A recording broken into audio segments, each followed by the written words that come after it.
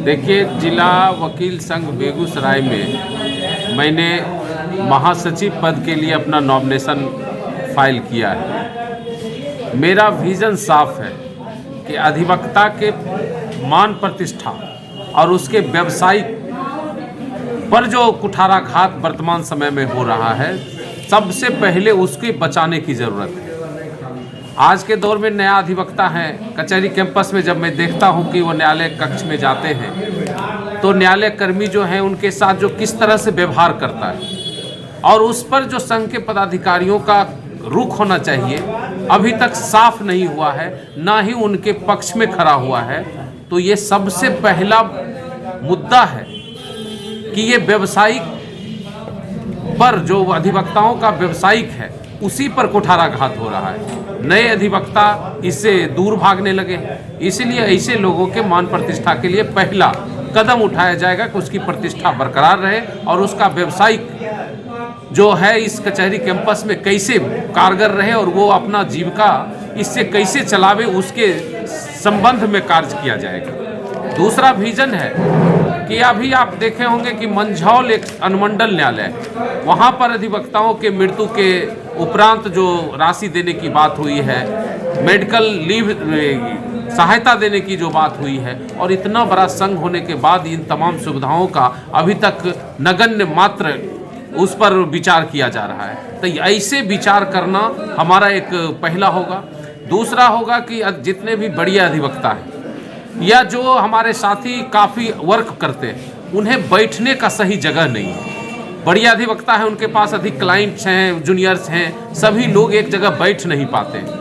नए अधिवक्ता हैं, उनको कुर्सी अलाउट नहीं हो रहा है। तो ऐसे तमाम अधिवक्ताओं को बैठने की समुचित व्यवस्था होनी चाहिए और संघ के में निश्चित तौर पर 100 से अधिक चैम्बर बनने का जगह भी है और सुविधा भी उपलब्ध है। तो वैसे तमाम अधिवक्ताओं को जो चैम्बर की सुविधा चाहते हैं, वैसे अधिवक्ता को प्रतिष्ठा देने के लिए, उनकी जो व्यावसायिक गतिविधि है वो तेज रहने के लिए, उसके प्रतिष्ठा के साथ बने रहने के लिए उसको बैठने की समुचित व्यवस्था और चैम्बर की व्यवस्था होनी चाहिए। इस पर हम लोग विचार करेंगे और इसको निश्चित तौर पर हाउस के सामने ये विजन रखने पर निश्चित तौर पर आने वाला समय में हाउस इस पर तय करेगी और उस पर कार्य किया जाएगा। दूसरा हमारा विजन होगा कि करोड़ों की प्रॉपर्टी है ये जिला वकील संघ का, जिसका बंडर बांट हो गया है। आप पिछले दिनों देखे होंगे कि एक ही मात्र महासचिव संजीव कुमार और छोटे जी थे जिन्होंने इस पर संघर्ष तेज किया था, और उनके पहले जितने भी महासचिव थे उन लोगों ने भी उस जमीन के संरक्षण के लिए हद तक कार्य किया। उस पर जो हमारा दुकानदार था उसे असूली करना, उसको व्यवस्थित करना, जो भी बन सका वो हुआ। लेकिन बाद के दिनों में उस जमीन पर लोगों ने अपना मकान बना लिया है और उसको दखल करते जा रहा है। इस पर किसी तरह का ध्यान आकृष्ट नहीं किया जा रहा है। आने वाले समय में वह जिला वकील संघ का जो जमीन है वह काफ़ी ही महत्वपूर्ण जमीन है, प्राइम लोकेशन पर है। उसमें अगर भवन बना दिया जाता तो व्यावसायिक दृष्टिकोण से भी उसका बहुत अच्छा फायदा होगा।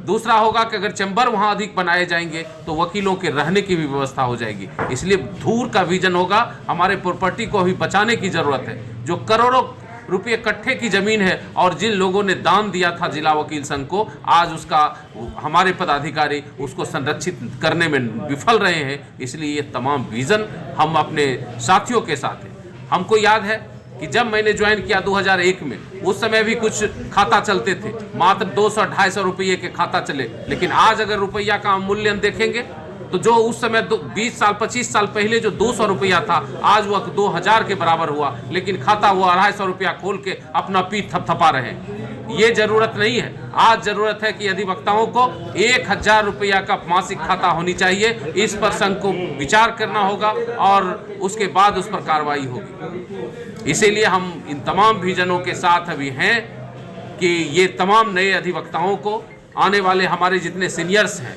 सीनियर्स को एक प्रतिष्ठा की ज़रूरत है। ये पूरा जीवन जो 50 साल तक इन्होंने कुछ वकालत खाना में बिताया, उसके मान सम्मान की प्रतिष्ठा का रक्षा कौन करेगा?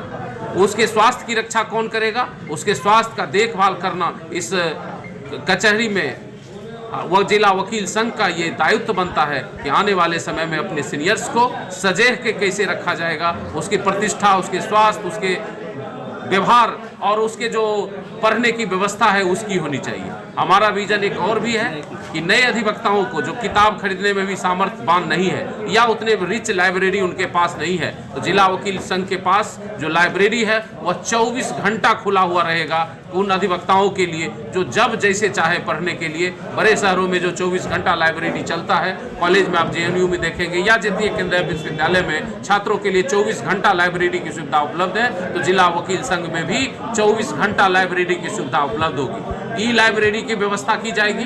अभी आने वाले दिनों में जितने भी फाइलिंग होगी ये भी फाइलिंग होगी।